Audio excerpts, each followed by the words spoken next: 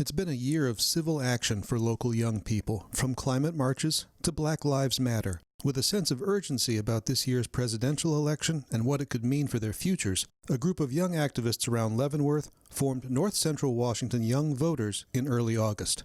I'm Aiden Ringel. I'm 18 and I'm from Leavenworth. I'm a senior at Cascade High School. I'm Stephanie Jordan. I'm 22 and I'm from Leavenworth. I'm DeAndre Vasquez. I am 19. I'm also from Leavenworth and a full-time enrolled student at WSU. And soon enough, candidates were lining up to take questions from people young enough to be casting the first ballots of their lives. It's completely bipartisan.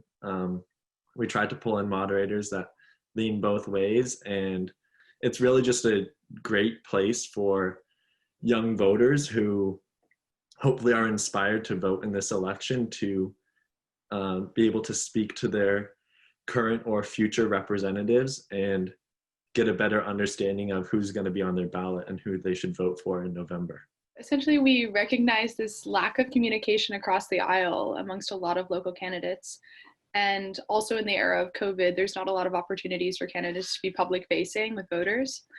And so those kind of two objectives coalesced into the motivation for us forming this organization, where we could get people harnessing the power of social media to be front-facing with candidates and directly engaging with them using a live stream format and live produced questions, and also to allow the candidates to engage with one another. I think traditionally, students and voters our age are typically not very engaged. But I think on both sides of the aisle, people are frustrated all across the board. And I think that this year, because of social media, just because of the publicity that everything has gotten, the accessibility that we all have at our fingertips, voters are seeing that there's so much more than just blue or red on the ballot.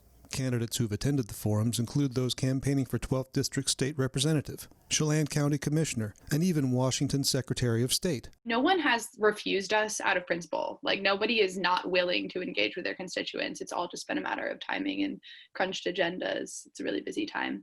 I think that in general, they've been really positive in their